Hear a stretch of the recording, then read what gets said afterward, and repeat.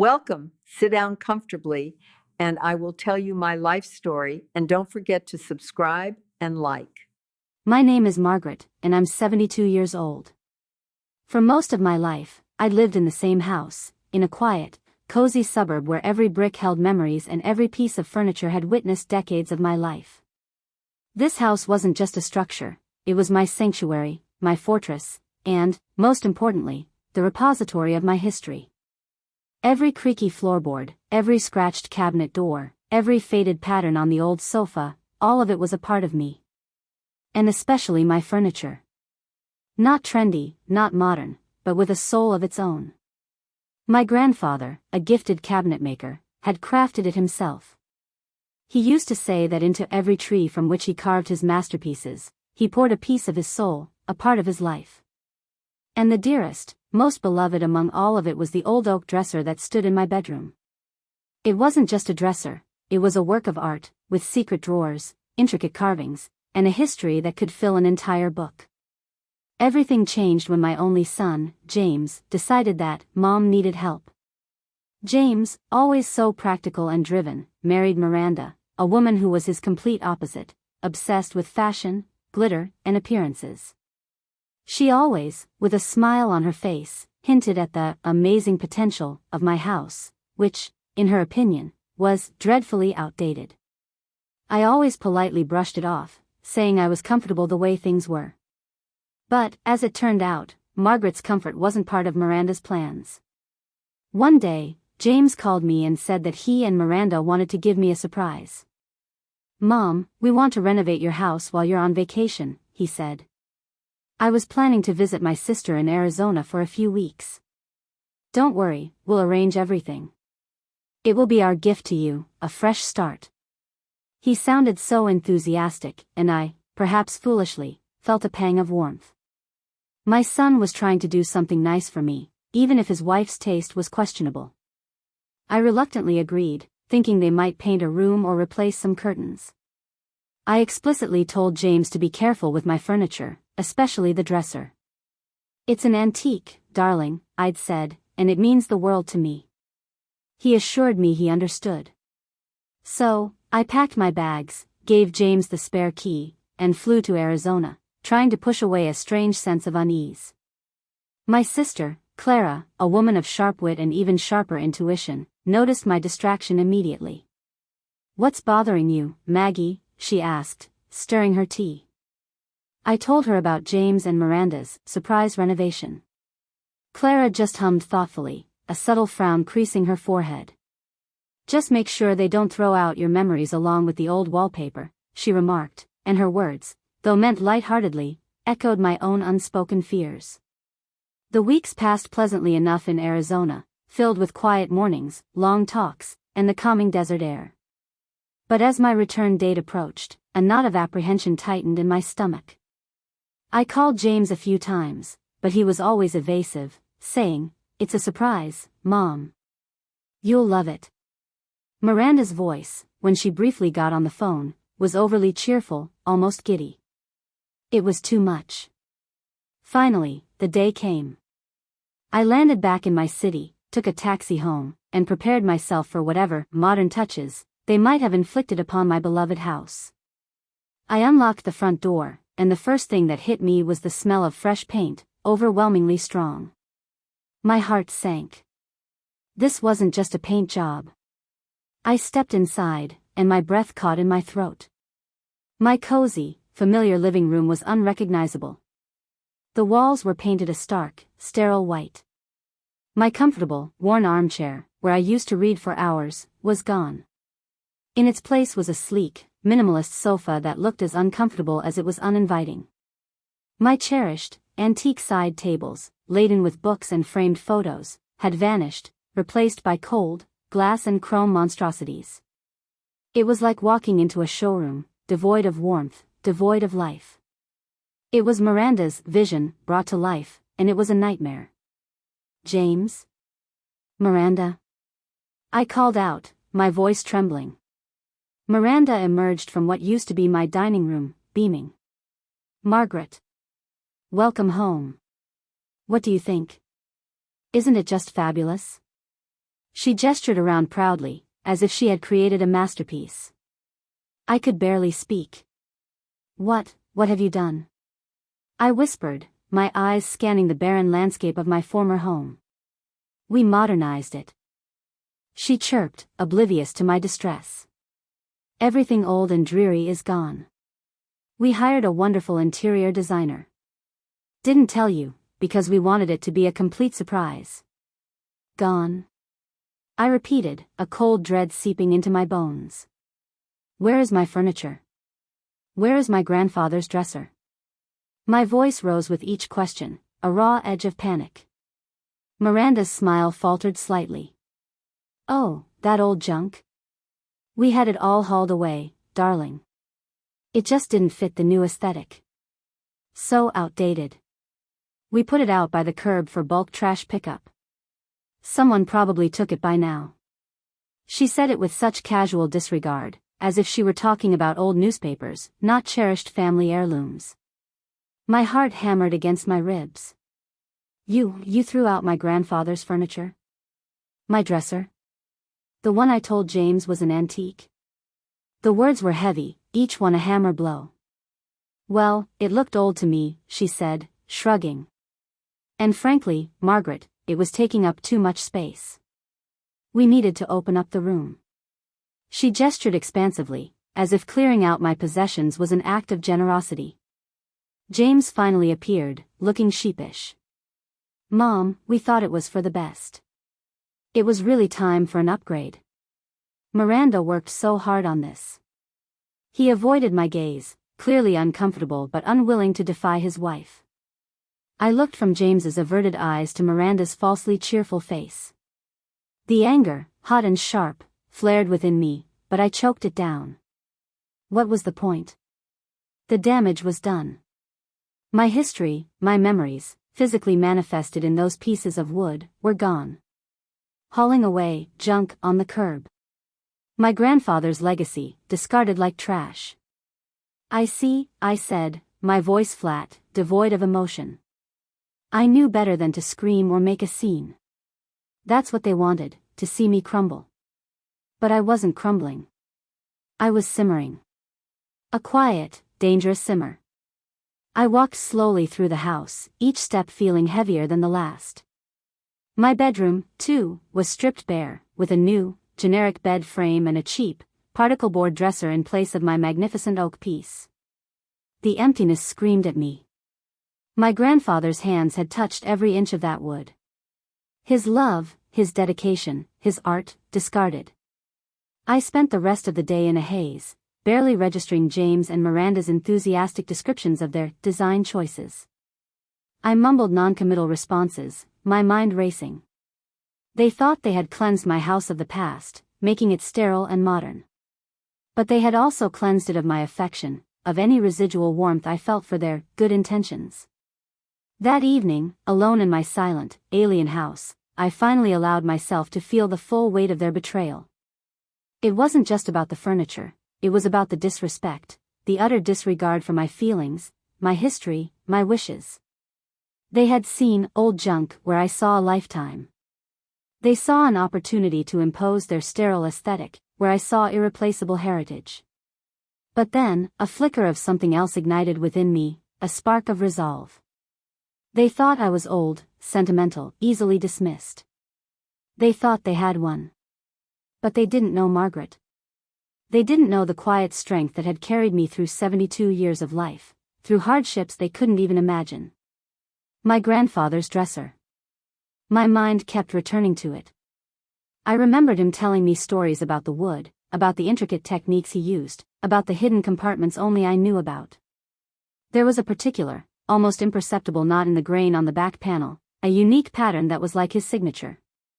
And then, a memory, sharp and clear, a conversation with a reputable antique dealer, years ago, who had admired the dresser during a charity open house. He'd casually mentioned its potential value, noting its unique craftsmanship and provenance. I had laughed it off then, never considering selling it. It was priceless to me, regardless of monetary value. But now, a cold, determined calm settled over me. Someone probably took it by now, Miranda had said. Perhaps. Or perhaps it was still out there. And if it was, I would find it. And if I found it, they would regret their surprise renovation more than they could ever imagine.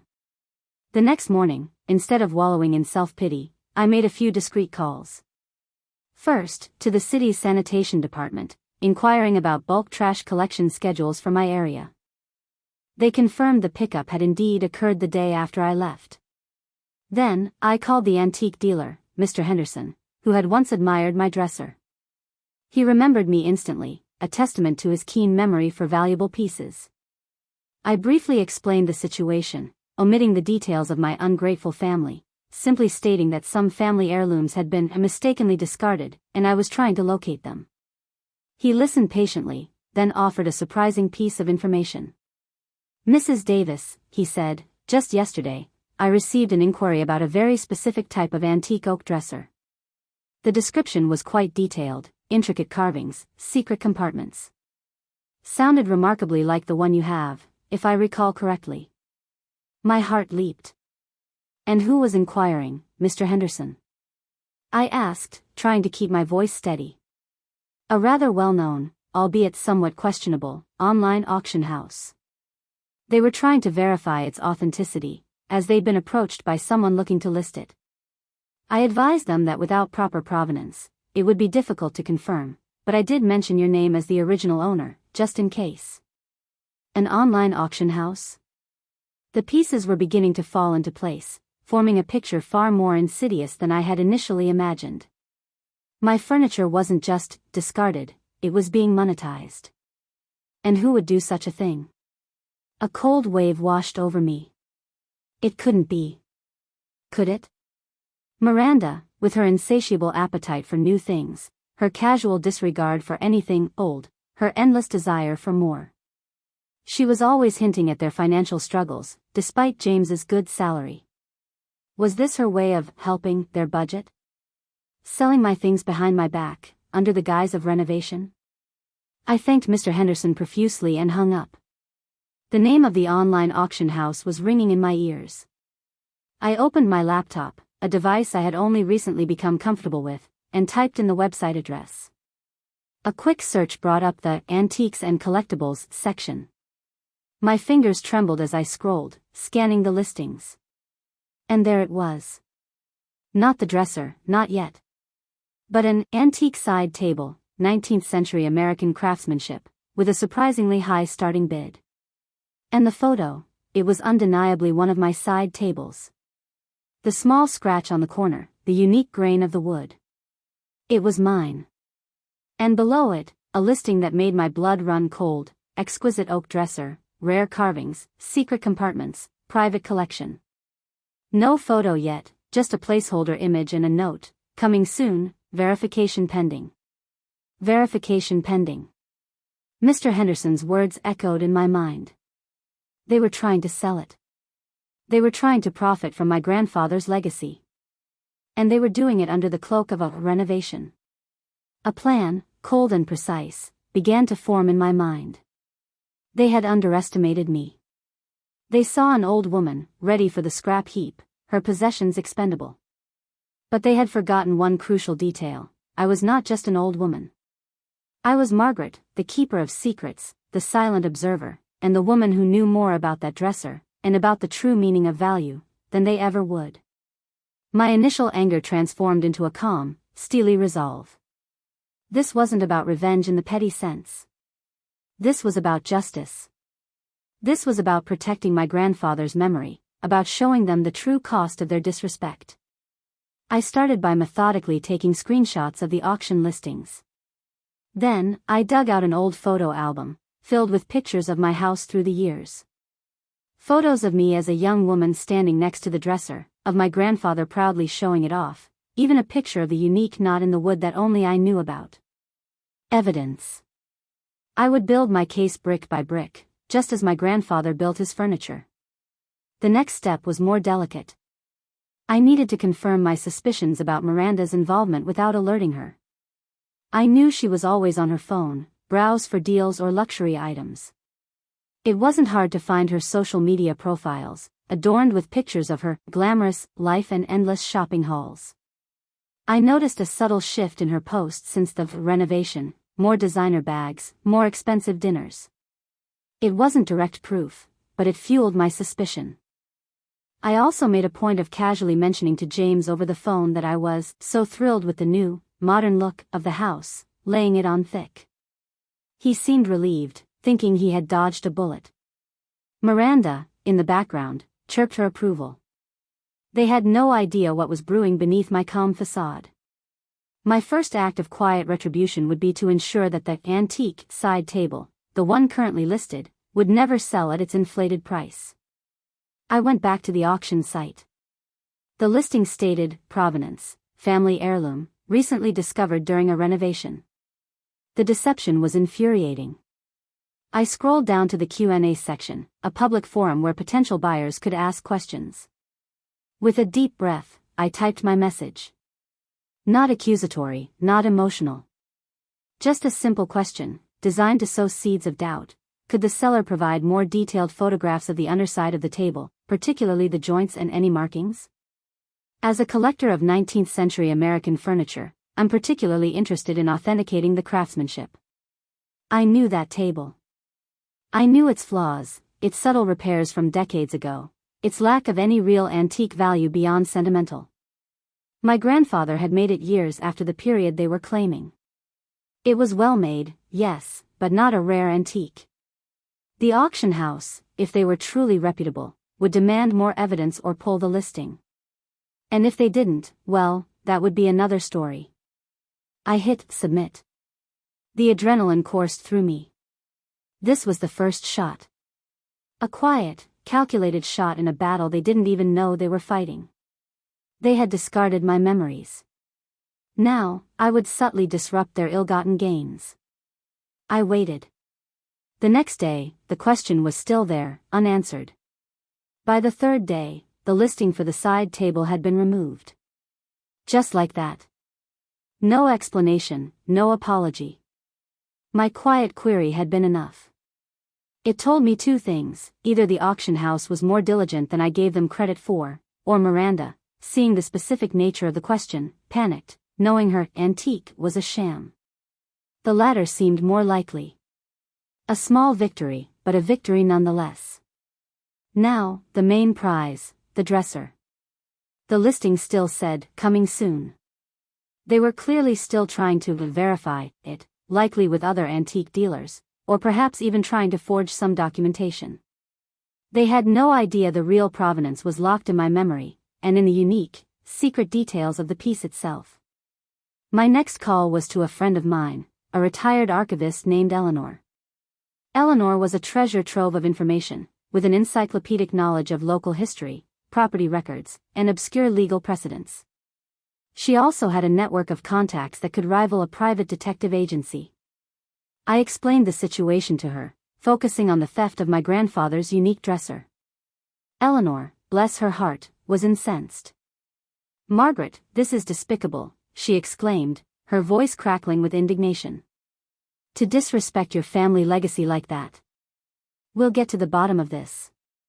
Tell me everything you know about that dresser, every tiny detail." I described the dresser to her in meticulous detail, the specific type of oak, the unique hand-carved floral motifs, the slightly irregular spacing of the dovetail joints on the back, the almost invisible spring latch that opened the hidden compartment behind the bottom drawer, and, most importantly, the specific knot in the grain on the inside of the largest drawer, which was my grandfather's secret signature on his best work. I had drawn it for her years ago, out of pure nostalgic conversation. She listened intently, taking notes. "Excellent," she said, "this is more than enough to establish indisputable ownership and authenticity, even without a formal bill of sale. Your unique knowledge of its hidden features and the knot will be key. Now, let's think about who might have actually taken it from the curb. Your son and his wife might have paid someone, or perhaps the sanitation crew found it before regular pickup." Eleanor then shared an idea. "You know, Margaret, there's a specialized group of antique enthusiasts, almost like a private club, who deal specifically in American handcrafted furniture from master artisans of the early 20th century. Your grandfather was quite renowned in his time. They have their own informal network, and they despise fakes or stolen pieces. They are very particular about provenance. My eyes widened. And how would one contact this group? I know a man, Eleanor said, a mischievous glint in her voice. An old colleague, Arthur Jenkins. He's a bit eccentric, but highly respected in those circles. He'll know exactly how to handle this. Give me a day or two. I'll make some inquiries. A glimmer of hope, strong and vibrant, began to shine through the cold anger. This wasn't just about getting my dresser back. This was about teaching a lesson, a profound one, about value, respect, and the irreversible consequences of greed. I knew this would be a long game. But I had time.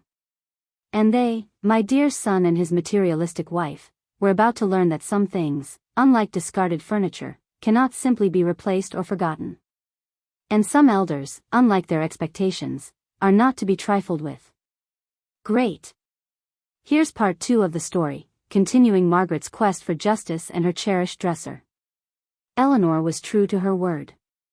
2 days later, my phone rang. It was her voice a low, conspiratorial murmur. Margaret, I spoke with Arthur. He's very interested. He remembers your grandfather's work, apparently. He was quite the legend in certain circles. Arthur believes your dresser, with its unique characteristics, would be instantly recognizable to a discerning collector.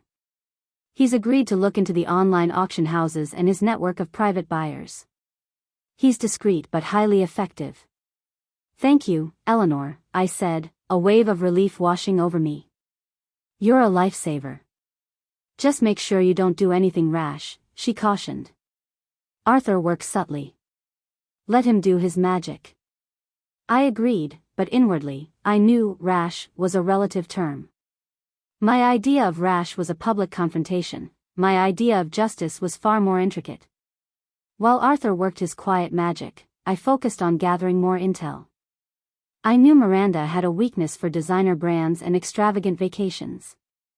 Her social media was a goldmine of carefully curated images, new handbags, trips to exotic locales, gourmet meals. I noticed a distinct uptick in these lavish displays since my renovation. Coincidence?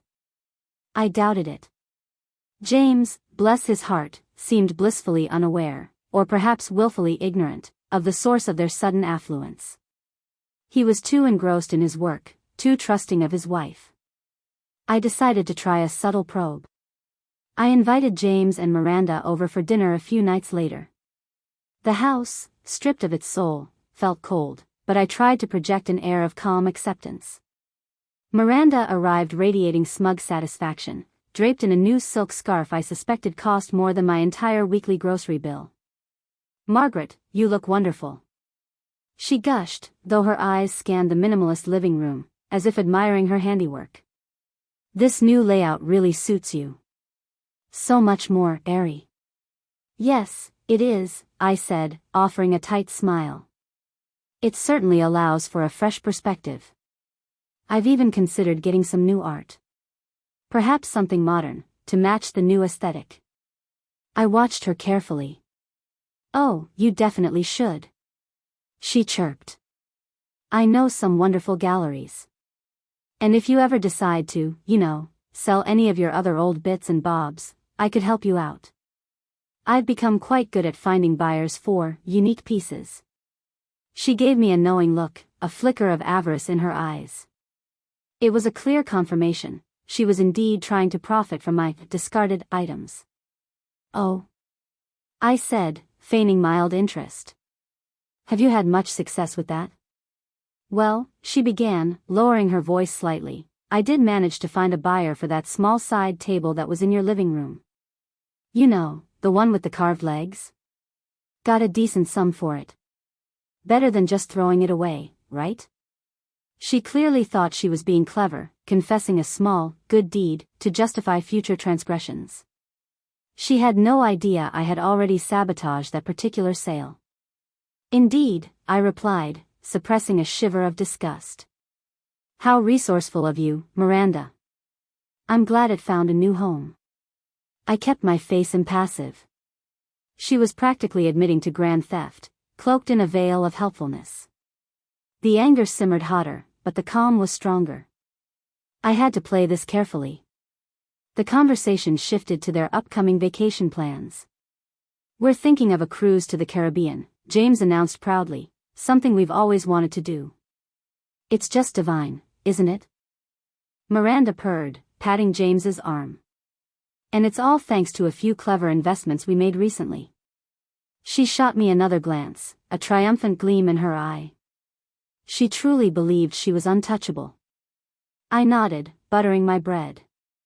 "Clever investments indeed," I murmured, a silent promise in my words. The following day, Arthur called. His voice was grim. "Margaret, I have some news. Your dresser." It surfaced on a lesser-known online auction site, not the one you initially mentioned, but one that caters to a more discreet clientele. The listing was highly professional, with excellent photos. But the provenance was vague, simply stating private collection, inherited. My breath hitched. And was it my dresser? Without a doubt, Arthur confirmed. The carvings, the grain, even a tiny chip on the top right drawer that only you would notice if you knew it was there. "It's yours." And the starting bid was astronomical. Astronomical? I repeated, my mind reeling. Yes. It clearly indicates they believe it to be a genuine, significant piece. But here's the catch: I also used the unique identifiers you gave me, particularly that distinct knot in the grain and the secret compartment mechanism. I discreetly shared this information with a few key players in the network, top-tier collectors who pride themselves on authenticity and integrity. I also subtly hinted that the piece might have been acquired under questionable circumstances. And what was the reaction? A flurry of activity, Margaret. And a lot of concern. This community values provenance above all else. They don't want to be associated with stolen goods, especially when it involves an artist as respected as your grandfather. The listing was pulled within hours of my inquiries. Completely gone. And I've already had 2 calls from very influential collectors who want to speak with you personally, not about buying the dresser, but about ensuring its proper return. A slow, satisfied smile spread across my face. They pulled it? So quickly? Indeed. It seems the thought of being involved in a potential scandal, or worse, a lawsuit, was enough to scare them off. This particular site prides itself on its discreet nature, not on being a fence for stolen goods.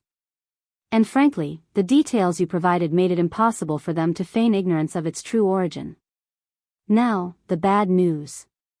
The individual who tried to list it is untraceable through the auction site itself. They use burner accounts and anonymous payment methods. I have a good idea who that individual is, I said, my voice cold. I suspected as much, Arthur replied. Now, this is where it gets tricky. They still have your dresser. But they can't sell it through any reputable channel without it being flagged. They've essentially cornered themselves. So, the next move is yours, Margaret. I think I know what my next move is, I said, a mischievous glint in my eye. And I think it involves a very uncomfortable conversation for my dear daughter-in-law. I decided to give Miranda just enough rope to hang herself. I called James, acting distraught. "James, I was just looking through some old photos, and it reminded me of grandfather's dresser. I know Miranda said it was old, but it truly meant so much to me. Do you think there's any chance it wasn't picked up by trash and perhaps is just in storage somewhere?" James, flustered, said, "Mom, I'm sure it's gone.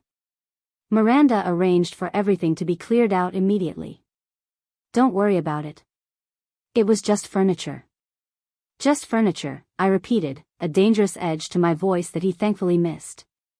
"All right, dear. Well, if you hear anything, let me know." The next day, Miranda called me, her voice dripping with false concern. "Margaret, James told me you're still upset about that old dresser." "Honestly, it was just clutter. But look, if it makes you feel better, I actually managed to sell that small side table, the one you liked. I got a decent price for it, too.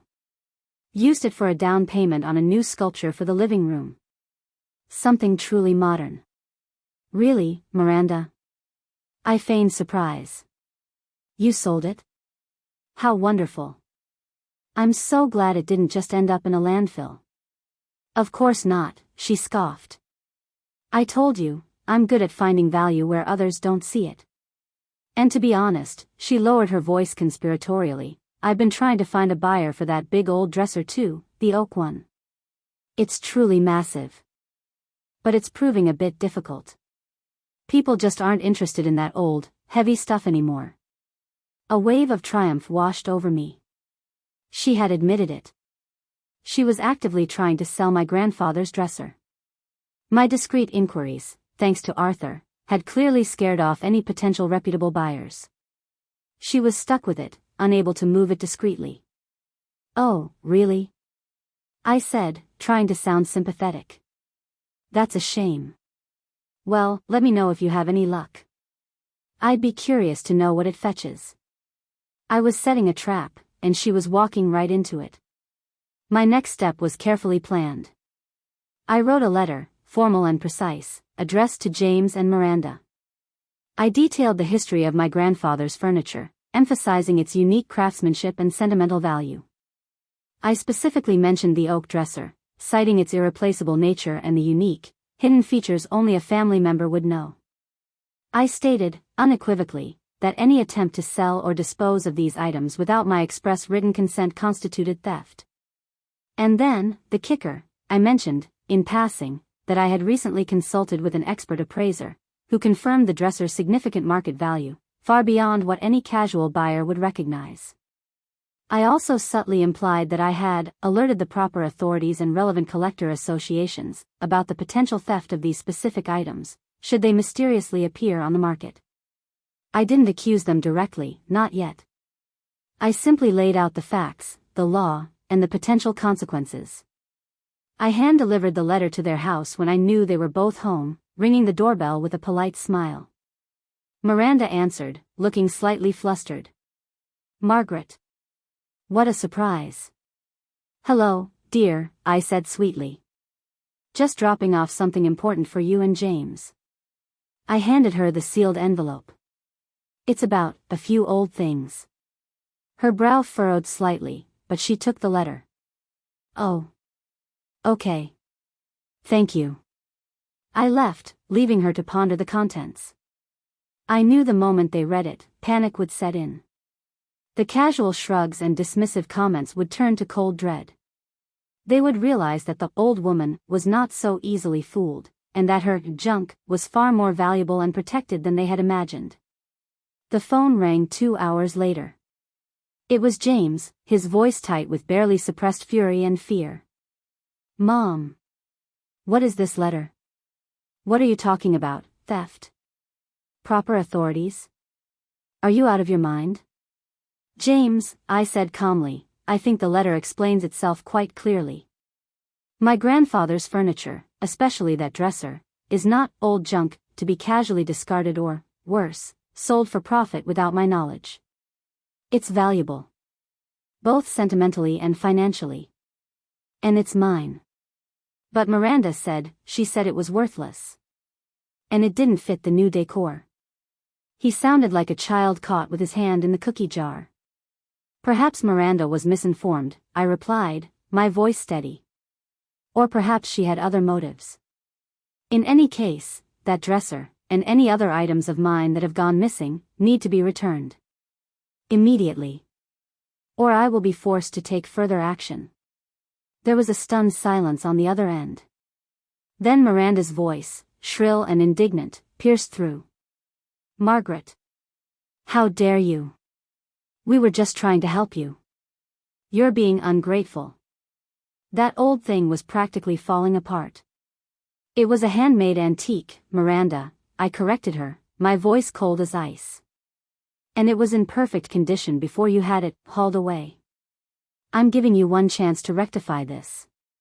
Return my property, and we can discuss a peaceful resolution. Otherwise, I assure you, the consequences will be far more public and unpleasant than you can imagine. I didn't wait for their response. I hung up the phone. I knew my words had landed. The seed of doubt, which I had so carefully planted, was now blooming into a full-blown panic. They now knew I was aware, that I had armed myself with knowledge, and that I was not afraid to use it. The game had changed. They were no longer simply discarding an old woman's possessions, they were dealing with a determined woman who was prepared to fight for her legacy. The hardest part was knowing that my own son was complicit, even if only by turning a blind eye. But this wasn't just about him anymore. It was about principle. It was about reminding them that genuine value isn't always found in shiny new things, and that respect is earned, not demanded. The next few days were tense. No calls from James or Miranda. Just silence. But I knew they were scrambling. I imagined the frantic arguments, the desperate attempts to locate the dresser, now a hot potato they couldn't get rid of. Arthur confirmed that no new attempts to sell the dresser had appeared on any of the known channels. It was indeed stuck in limbo, a testament to the power of a few discreet warnings within the right community. I also received 2 calls from the antique collectors Arthur had contacted. Both were incredibly polite, expressing their admiration for my grandfather's work and their dismay at the situation. They offered to assist in any way they could, emphasizing the importance of preserving such a significant piece of American craftsmanship. Their support was invaluable, providing a sense of validation and reinforcing my resolve. This wasn't just my fight, it was a fight for heritage, for history. Then, a text message arrived from James. Just 3 words, "We need to talk." I smiled. The pinch of retribution was tightening. They were finally feeling the heat. They had taken my memories. Now, they were about to experience the true cost of their avarice. You got it. Here's part 3, the climax and resolution of Margaret's story. James's text message, "We need to talk," hung in the air like a storm cloud, heavy with unspoken tension. I knew this wasn't a request for a pleasant chat, it was a desperate plea from someone cornered. I considered my options carefully. Meeting at my house felt too vulnerable, too much like their territory. Going to theirs felt like walking into the lion's den. I decided on neutral ground, a quiet cafe not too far from their home. It would allow for a measured conversation, with the added benefit of being in a public place should things escalate. "Let's meet at the Daily Grind tomorrow morning at 10, I texted back, keeping my tone firm and non-negotiable. Just the 3 of us. The next morning, I arrived early at the cafe, ordering a black coffee and finding a table in a secluded corner. The crisp morning air and the scent of roasted beans did little to calm the flutter in my stomach. This was it. The confrontation I had meticulously planned, the moment where I would finally reveal the full extent of my knowledge and their miscalculation. James and Miranda arrived a few minutes late, both looking disheveled and pale. Miranda, usually meticulously dressed, wore a simple tracksuit, her hair pulled back haphazardly. James's usually confident posture was slumped, his eyes shadowed with worry. They sat opposite me, avoiding my gaze.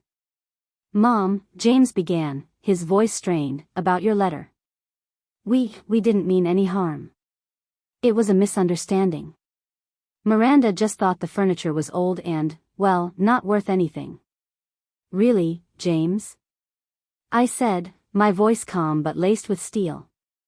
Is that why Miranda admitted to me, just a few days ago, that she had been actively trying to sell my grandfather's dresser?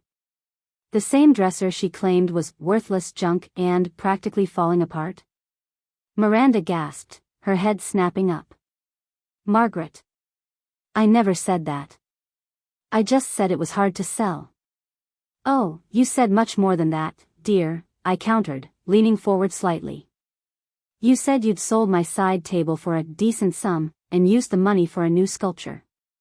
A sculpture, I might add, that cost far more than any old side table could fetch unless it was being sold under false pretenses as an antique it wasn't. And you conveniently forgot to mention your attempts to list my dresser on an online auction site, did you?" Miranda's face turned a shade of crimson. James looked utterly bewildered, glancing between his wife and me. "Miranda, is this true?" he asked, his voice barely a whisper. Miranda sputtered, "Of course not. She's making it up." She's just upset because we updated her house. Am I?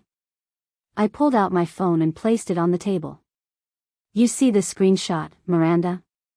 This is a listing from a global arts auction house for an antique side table, 19th century American craftsmanship.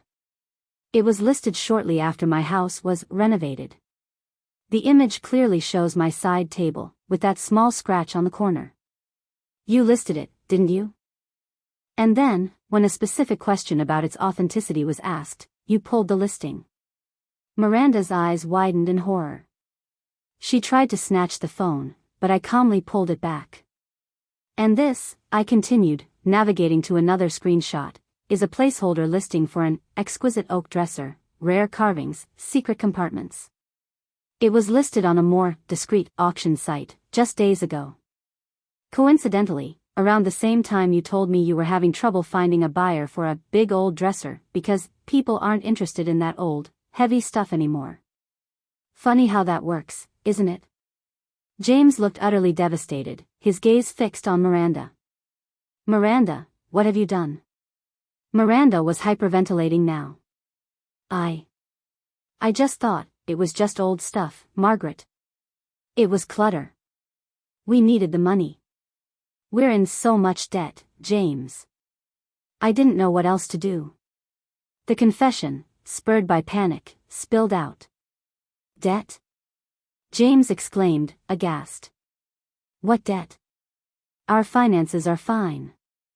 No, they're not. Miranda wailed. I've been spending more than we make. The designer bags, the trips, the new car, I used our savings, and then I took out loans, thinking I could sell some of Margaret's old junk to cover it. I thought no one would notice. She's just an old woman. The sheer audacity, the blatant disrespect, hardened my resolve. I am indeed an old woman, Miranda, I said, my voice dangerously soft. But I'm also the legal owner of that property, and a woman who knows a thing or two about value. And theft. And fraud. I then dropped the final bombshell. That worthless old dresser you've been trying to sell? The one you couldn't move because every reputable dealer was warned about it being potentially stolen property? It's not just an antique, dear. It's a genuine masterpiece by a renowned American artisan. My grandfather. It has hidden compartments, unique carvings, and a very specific signature in the wood that only I, and a handful of experts, know about. I've been in contact with those experts, Miranda. They were very interested in its reappearance on the market. In fact, they were rather eager to help me recover it. Miranda's face went from crimson to ashen. James looked like he'd been punched in the gut. Recovery? James choked out.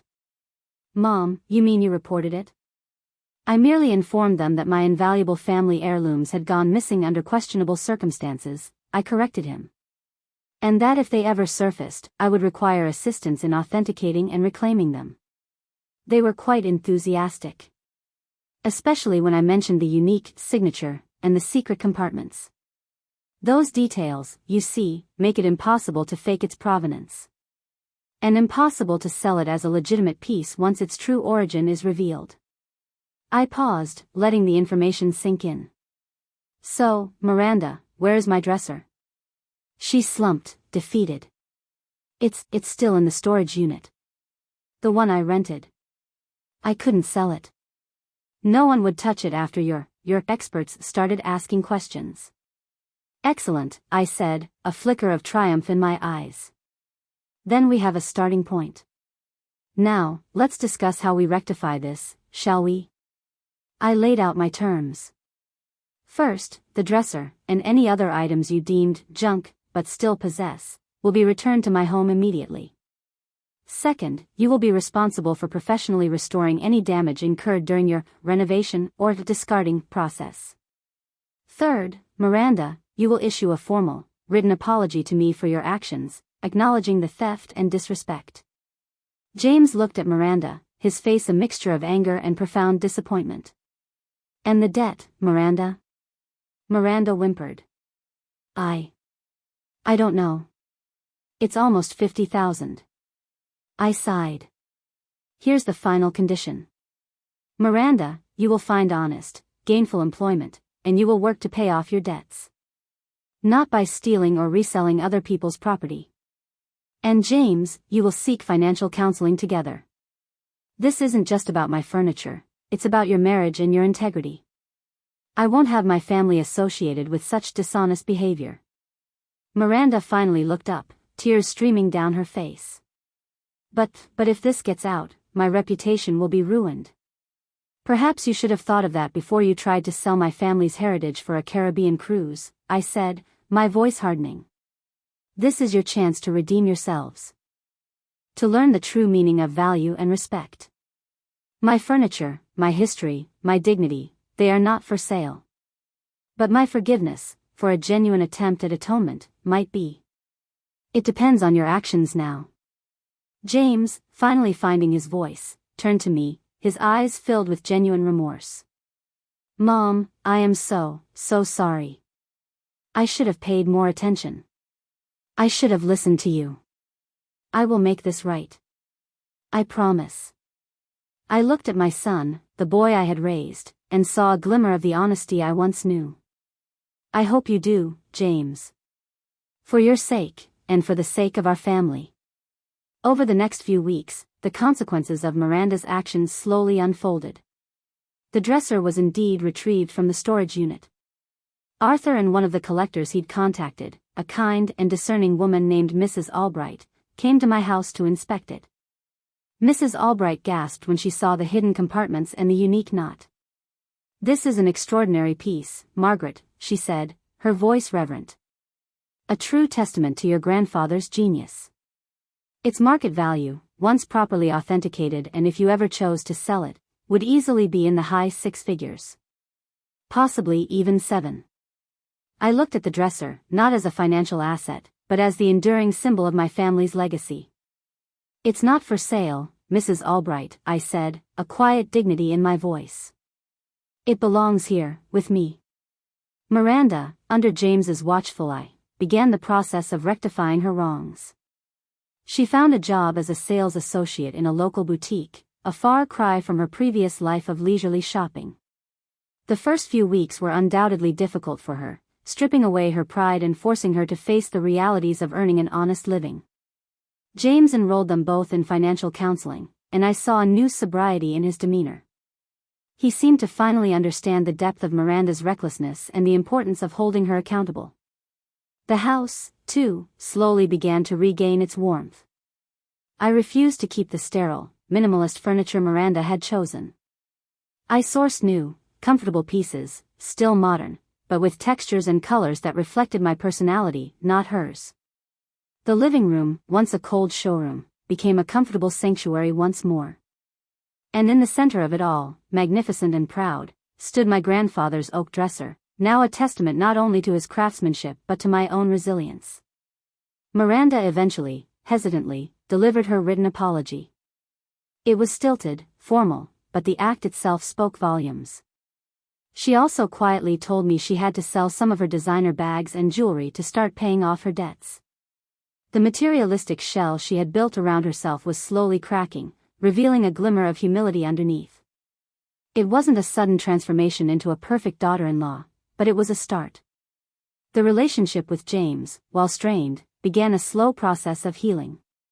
He visited more often, bringing thoughtful gifts, and we began to talk, not just about the weather, but about deeper things. He admitted his shame, his embarrassment, and his regret for not protecting me or my property. I looked at my house, at the newly arranged living room, at my treasured dresser. I hadn't sought revenge, not in the destructive sense. I had sought justice, respect, and the preservation of what was rightfully mine. And in doing so, I had not only reclaimed my physical possessions but, perhaps more importantly, I had reclaimed my voice, my dignity, and the profound value of my wisdom.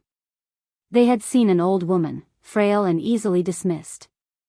But they had learned a powerful lesson, that sometimes, the quietest wisdom holds the sharpest edge, and that the true value of a person, and their legacy, cannot be measured by a price tag, nor can it be discarded like old junk. My silence had not been weakness, it had been the prelude to a symphony of justice orchestrated by the wisdom of an old woman, who knew precisely when to speak and what to say. My golden years, I realized, were not about fading away. They were about shining brighter, with the accumulated wisdom of a lifetime, ready to illuminate the path for those who had lost their way, and to remind them that some treasures are truly priceless.